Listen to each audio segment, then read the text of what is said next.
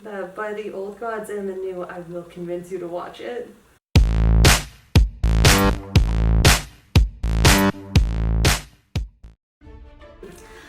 Hi, I'm Ashley, and I don't watch Game of Thrones. Shame! I'm Chelsea. I'm one of the biggest Game of Thrones fans out there. My goal is to get more people to watch Game of Thrones than the Super Bowl. So Ashley, why don't you watch Game of Thrones? Okay, full disclosure. I watched the first 4 seasons after I read the first 2 books. And I'm gonna be honest, it was a little bit rapier than the books. Fair enough. There are some decisions from earlier seasons that I do question because rape was added for no apparent reason. Like, do you have anything in particular? Well, when Daenerys and Khal Drogo got married, it was really, really beautiful and sweet in the book. And then in the show, it was a little bit bad. I was taken aback in that first episode because in the books, consent was kind of a critical part of their relationship, and it's why it was able to develop the way it did. In the show, it does take away from it when their first time together was rape. And I think that's a problem the show has had, that producers have struggled with and tried to address. Take, for example, when Jaime raped Cersei after the death of Joffrey. That wasn't in the book, and I still don't understand why that was added to the TV show. It took away from Jaime's hero's journey and made him a little bit less likable than I would have liked. But producers were open to fan criticism, and I feel like we have seen a movement away from the kind of rape culture within Game of Thrones and the use of sexposition, which actually makes it a richer and more interesting show to watch. So we've seen I think some pretty incredible changes to the show that's made it even more enjoyable to watch. Have I convinced you yet, Ashley? Well, I guess it's changed a little bit, but it's still kind of boring. I think there are parts that can lag in the show because they are trying to match up with the books. And so the characters are kind of locked into certain journeys they have to take within tandem of each other. But then in season 5, the producers addressed it brilliantly. Bran wasn't in season 5, and it was awesome.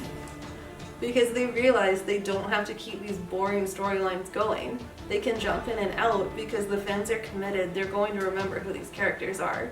So you don't get that same dragging feeling where nothing's happening. I guess, but it still kind of felt like, the wheels were spinning, but we weren't going anywhere. I mean, Dany was all the way out in a desert somewhere. This is why the next season's gonna be epic. Dany's back in Westeros. You get to see her interacting and just conquer with the other characters. For the first time, potentially, it looks like her and Jon Snow could be in the same room. That is going to be a meeting of the minds you do not want to miss. I guess, but it's just a TV show. Can't I just watch it whenever? It is event television. You're watching cinema quality TV. The music alone is its own character. The piece, The Light of the Seven, that played in the season 6 finale, when The Winds of Winter, was phenomenal. It was composed by Ramin Djawadi, and it was a character unto itself. I can't remember the last time watching a TV show where the music was able to build up that explosive feeling in you. There's nothing comparable on TV. Not to mention the CGI. The dragons, the White Walkers, are movie quality. In fact, it's better than some of the movies out there right now. They feel real, and they feel like they live in the world, and that adds to that kind of danger and sense of urgency when you're watching it. Yeah, okay, but CGI doesn't make it interesting. But it's not just about the CGI. Game of Thrones is one of my favorite shows because of the bonkers fan theories out there. I hope you're ready for your tinfoil hat. So even though I know you've read the books, we're getting out of book territory. And sure, some theories like R plus L equals J have been confirmed, but we're in the fun part now. We're gonna see crazy things potentially. We're gonna see the theory that Bran is responsible for driving the Mad King mad. How cool would that be to have Bran, who was originally, let's be honest, one of the more boring characters, being instrumental in leading to the rebellion by Robert? That's interesting, compelling television.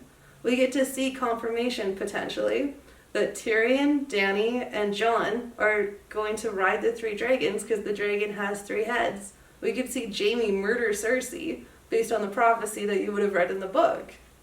Things are about to get interesting because we're on a countdown now. And the show is coming to an end. With the light of the 7, have I managed to convince you to start watching this amazing television event? Gonna have to watch it with you guys anyway for the recaps. Fair enough, I do have you hooked. But it's not about us. We want to know what you think. Let us know in the comments below if you have some crazy theories, how you've convinced friends to watch Game of Thrones, really anything you want to talk about. So like, subscribe, and comment below.